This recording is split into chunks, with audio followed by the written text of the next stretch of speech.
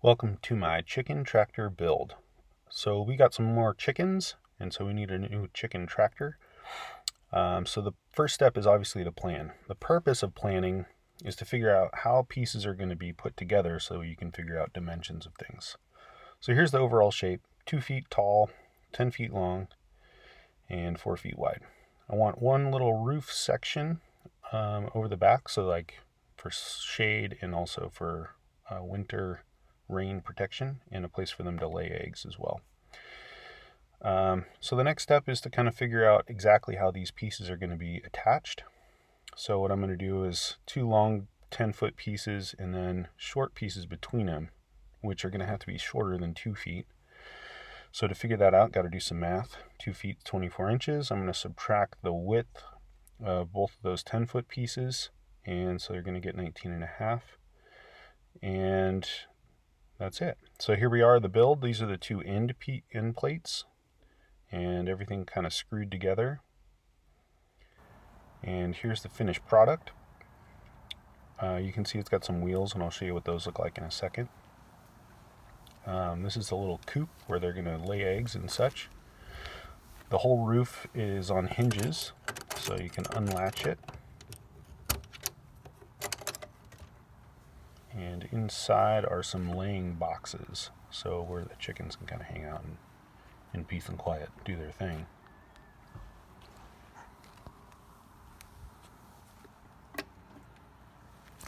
Alright, the next step are the wheels. Basically, these are going to allow it to move, but then the wheels to be taken out of the way so that the chicken tractor is secure. So, wheels in place for moving. And then this is my son Nico. You can see he's strong enough to move this thing around. So it's got some handlebars like a wheelbarrow.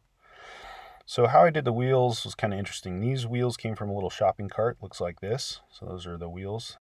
So I cut the axle in half, drilled a hole through the pivot pieces there, and then this block is screwed, just clamping that axle in place so it can't move.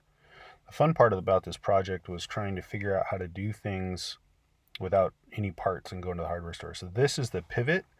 Instead of using a bolt here, I've used a piece of rebar that I just bent over and then secured with some wire so it can't slide out, and that's what allows the wheels to pivot. Hey bud, yeah. Show me some of your ribbons of wood there.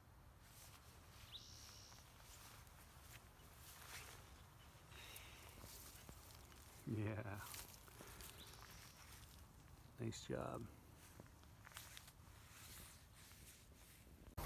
Okay, so we are setting up the water for our chicken tractor here.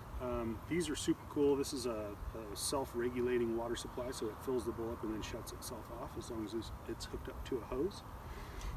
We're going to need to do some PVC plumbing for this, and so that's why I'm doing this video, so you guys can see how it's done. So PVC, we're basically going to be using primer and glue.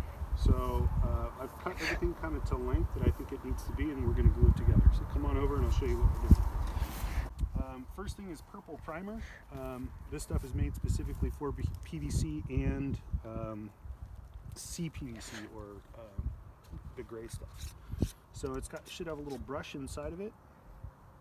I'm going to kind of tap off the excess here, and I'm going to swing around and prime the whole portion of this pipe that is going to be in a fitting. I want to make sure I'm all the way around and complete. And then same thing with the other side. And what I'm going to do is, because it's cold outside, it's going to take a little bit for this stuff to kind of dry. I'm going to set that aside, and I'll do all my fittings. So inside all the way around, inside all the way around. This stuff is pretty nasty smelling, so I do recommend doing this outside if you can. And so there we go, all the way around. And like I said, because it's cold, it's going to take that a minute to dry.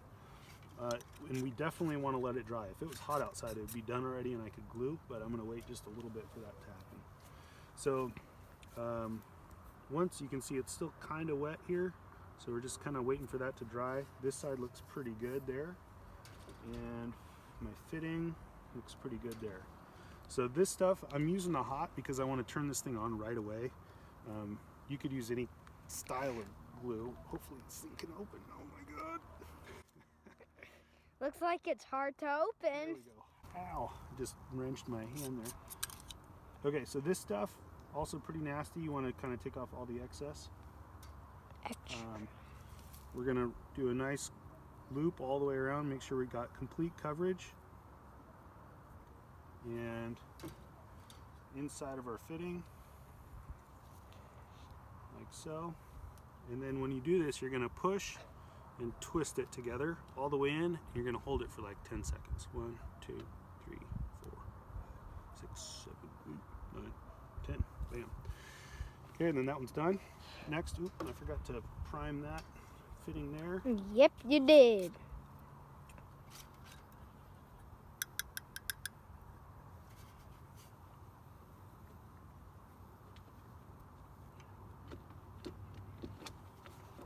Okay, rule number 1 with glue is always put your cap back on, because when you don't, you end up knocking it over and spilling it. Didn't flip that.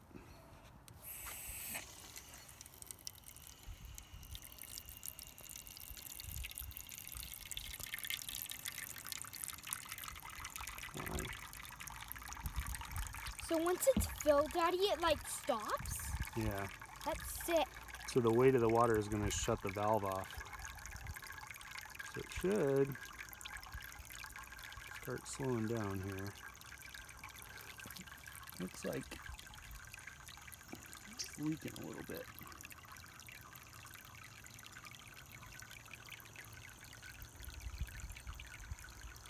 It's a bummer.